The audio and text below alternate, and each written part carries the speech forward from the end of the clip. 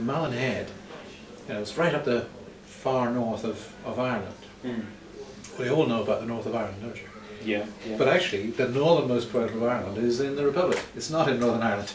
So, just for instance, no, Derry and the border is here, but there's just this little bit of the Republic that sticks out way above Northern Ireland. Donegal, it's Donegal. It's part of of Donegal County.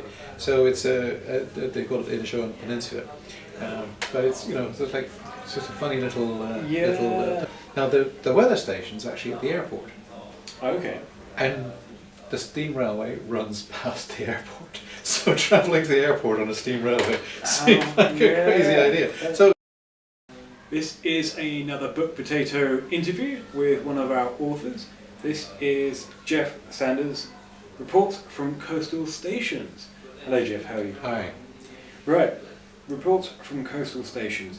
For anyone who's unfamiliar with what that means, or what even a coastal station is, please do explain. Okay, well, we're all familiar with the weather forecast, and if you think about it, the forecast is about future weather.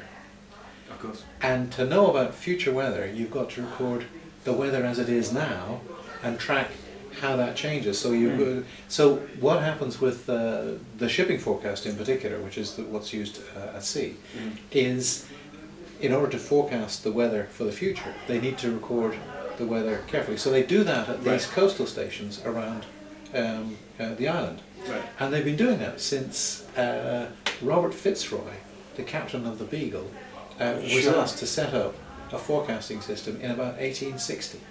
So it's quite a, as long as we've been sailing, professionally and commercially. No, not as long as, no. And interestingly, because there were always storms at sea, and there was always wrecks and things like that.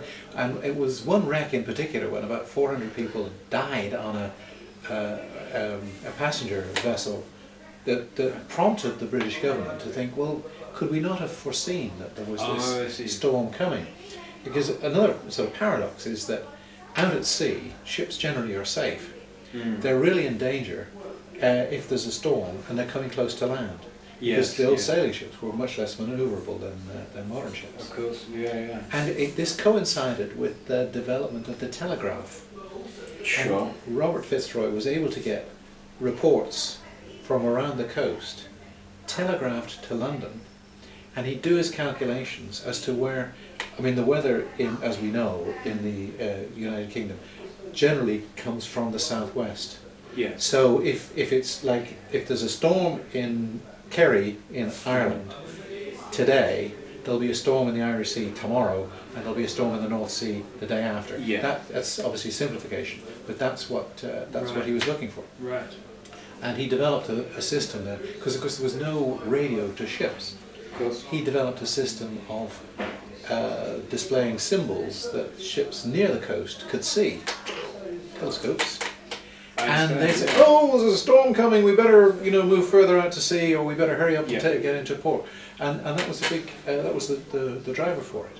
And he didn't initially intend to develop the weather forecast, but it became, within about a year of him doing it, the Times was printing the weather forecast, and it became a British obsession. Of course, we love the weather. Yeah. So that's where these things come from. And when you start with an idea, however crazy, and start to examine it, you often find there's the most amazing things going on there. Of course. So there's 20 of these around the island? I think there are 13. 13, okay. Or 13 or 14, I can't remember. Yes, okay, I don't know where I get 20 from. And you visited all of them? I visited them, yes. Okay. And you did it using public transport? Public transport. Almost entirely. Okay. It gets a bit tricky when there are 3 of the weather stations that are lightships in the channel. So there's one at a place called Sandetti. There's one called the Greenwich Lightship, which you will be surprised to know is actually on the Greenwich Meridian. Okay. And there's another one called the Channel Lightship. Now, you can't obviously get public transport to those. Sure. So I worked out a way to travel to those. And in fact, to get to the Greenwich Lightship, I travelled on a tall ship from the Azores Right. up through the Channel, and to that took me to the Greenwich Lightship. Wow. And did you use the same ship to go to the next destination? No, it was. I did hope that on that occasion that we would actually manage to get both the Greenwich and the Sandetti Right. light, which is difficult. I thought, well, but it turned out there was a storm coming, and we had to head for port, Right. and we couldn't get to see the Sandetti on the same occasion. So I missed that, and I had to arrange a later Right. journey But to that. all the other ones, again, around the coastal areas of Britain and Ireland as well. Were these buses? Were these trains? Buses, trains, bicycles, hired bicycles on occasion. Right. One of my friends, as I said, it was a nice way to travel with friends and to introduce friends to things. One of my friends was determined that we would go to one of them on a donkey. On a donkey. But I wasn't able to. I wasn't able to do that. You didn't manage to find The best I could do was a bicycle. Okay, well, a bicycle's pretty good as well. How long did it take you to do all this? What sort of period of time? You see, the period of time was probably about 10 years. Sure. It's one of these things you have to start with an idea, and then you start researching how you might do it, and then something happens to kick off the actual journeys themselves, and then they come in fits and starts because I had other things in my life as well. Yeah. I've got children, grandchildren, so it probably took about over a period of 10 years to actually do it. Yeah, that's understandable. And as I say, some of them, like the Isle of Man, Ronaldsway and the Isle of Man, and the Malin Head in the north of the Irish Republic, we did on one journey with them, but an awful lot of them were just a single journey. Like going to the Scilly Isles was just a journey on its own. Sure.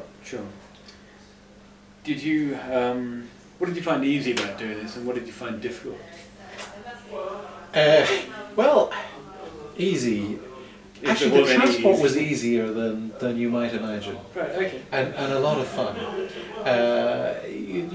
How do you get to the show? The other thing about public transport is, as far as possible, I also try to eliminate flying.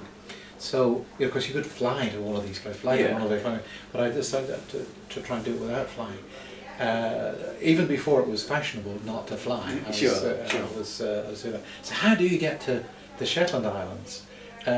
Well, it turns out there's a ferry from Aberdeen. It takes 12 hours overnight to get to the Shetland Islands. So that was a lot of fun, and that was easier than I imagined.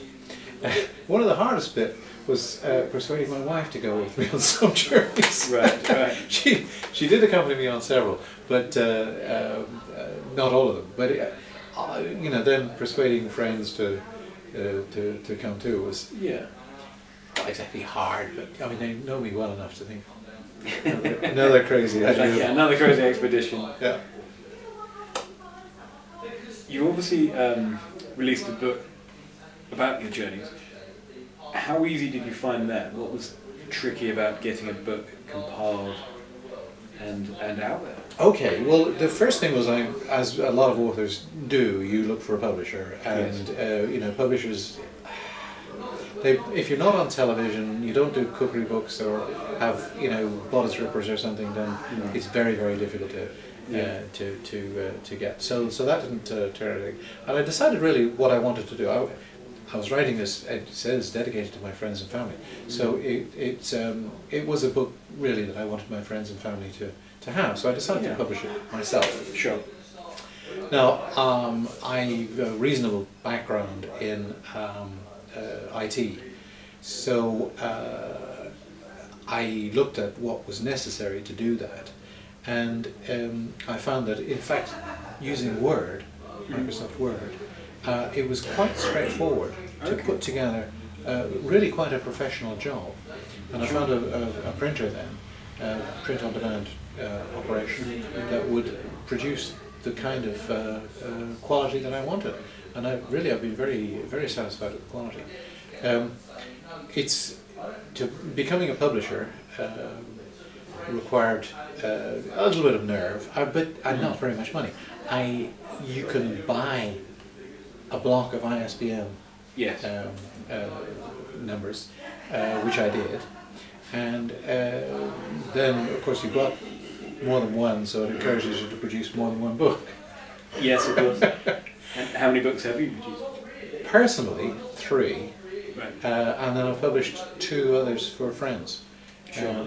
So yeah, that's where things are at the moment. What would you say in your experience of doing this yourself, the pitfalls of publishing your own book and getting it out there are? Because obviously there are some very big websites that we all know sell books, but yeah, I think the first thing is to make sure that you know who you're writing for, and that then you get somebody to check that, an editor, or my wife's a teacher, so she was my editor to check that I was actually, and so I think that's important. And the second thing then I think is to look at some examples of books and think, what do I want my book to look like? This one's got pictures in the middle, it's got a glossy cover, it's got maps. Decide how you want it to look, and then if you're unsure about how to do that, talk to friends, talk to other people who could do that. And as I say, I've done that for friends to do the same thing with their work. Sure. And I found that very rewarding, actually, working with friends to do that, because I picked up that experience. I've got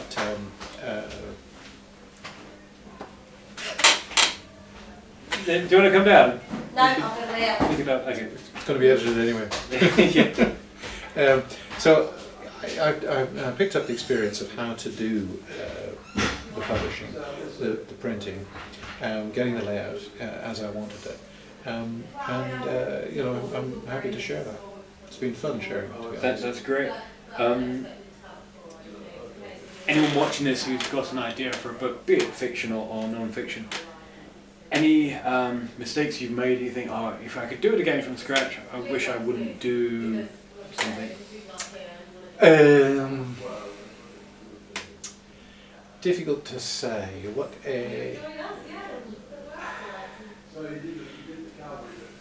No, I wouldn't say that I've anything that I would say I wouldn't do again. I mean, the thing is, having done something, you're always looking for the next one. Yes. The next big idea. Of course. And so I think probably the difficulty is to make sure that you find the right idea, and then that you put the work in that it needs.